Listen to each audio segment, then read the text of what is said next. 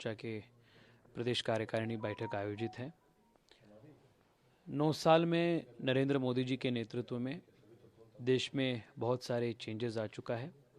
और विशेष रूप में मोदी जी के जो शासन है इसका प्राइमरी लाभार्थी देश के युवा है और पिछले 9 साल में करोड़ों संख्या में नया रोजगार सृजन हुआ है। युवाओं के लिए नए नए अवसर प्राप्त हो चुकी है और आज पूरे विश्व में भारत सबसे तेज़ गति से आगे बढ़ रहे आर्थिक शक्ति के रूप में उभर चुका है और इसका मैक्सिमम जो बेनिफिट है वो देश के युवाओं को मिला है। इसको देश के हर युवा तक पहुंचाने के लिए पूरे देश में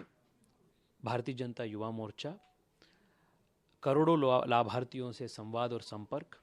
नव मतदाताओं से संवाद और सम्मेलन और 6-7 दिन का पूरे देश में हर विधानसभा क्षेत्र में गुजरने वाला एक बाइक यात्रा हमने आयोजित किए हैं और मुझे पूर्ण विश्वास है कि इन सभी कार्यक्रमों के कारण भारतीय जनता युवा मोर्चा देश के हर युवा तक मोदी जी के सुशासन के गरीब कल्याण के बाद तो हम पहुंचने का काम हम करेंगे। भारतीय जनता पार्टी के सिस्टम में युवा मोर्चा पार्टी के रीढ़ की हड्डी है और भारत एक युवा देश है और अपने आबादी में सबसे ज़्यादा परसेंटेज युवाओं का ही है और मोदी जी के हर कार्यक्रम, हर पॉलिसी युवा केंद्रित है। इसलिए आने वाले चुनाव के संदर्भ में भी युवाओं को सेंटर ऑफ डेवलपमेंट रखकर युवाओं को किस प्रकार से मोदी जी ने ताकत दिलाया है, युवाओं को नए नए अवसर उन्होंने जिस प्रकार से दिया है और आने वाले अमृत काल के संदर्भ में भारत के युवाओं का रोल क्या होगा, भूमिका क्या होगी इस देश निर्माण काम में, इसको बताने का काम ही युवा मोर्चा का है और मैं मानता हूँ इस युवा शक्ति को हार्नेस करने में युवा मोर्चा सक्षम होगा, सफल होगा और युवा मोर्चा के इन सभी कामों के आधार पर हम फिर एक बार मोदी जी को देश की युवाओं के आशीर्वाद हम दिलाएंगे और मोदी जी तीसरी बार हैट्रिक रूप से देश के प्रधानमंत्री बनेंगे। भैया यही बताया मैंने, आपका 2 प्रश्न भी यही था, मैंने 2 प्रश्न को भी यही जवाब दिया। आप कर्नाटक से आते हैं, आपको क्या लगता है कि इस बार कर्नाटक विधानसभा चुनाव के परिणाम आने के बाद 2024 में भाजपा के लिए क्या इफेक्ट पड़ेगा? देखिए, विधानसभा चुनाव और लोकसभा चुनावों के बीच में बहुत अंतर फर्क होता है, जनता भी ये जानती है।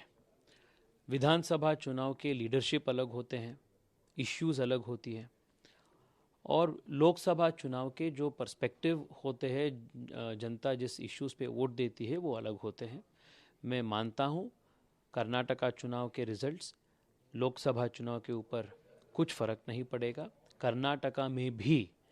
हर लोकसभा कॉन्स्टिट्यूएंसी में भारतीय जनता पार्टी की ही जीत होगी और मैं विश्वास के साथ ये कह सकता हूँ कि जितने सीट हम भारतीय जनता पार्टी को हमें 2019 में मिले थे उससे अधिक सीट से मोदी जी 2024 में देश के प्रधानमंत्री बनेंगे। विपक्षी पार्टी चाहे वो अखिलेश यादव हो,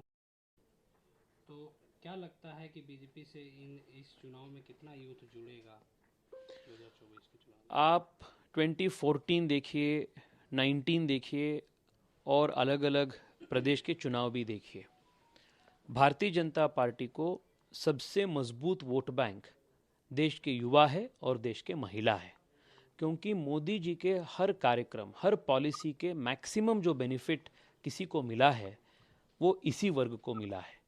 और 24 में भी युवाओं के शक्ति के आधार पर, युवा के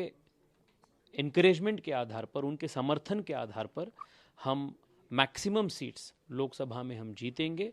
और मैं फिर एक बार कह रहा हूँ 19 में कितने सीट्स मिले थे उससे अधिक सीट्सों से मोदी जी प्रधानमंत्री 2024 में बने।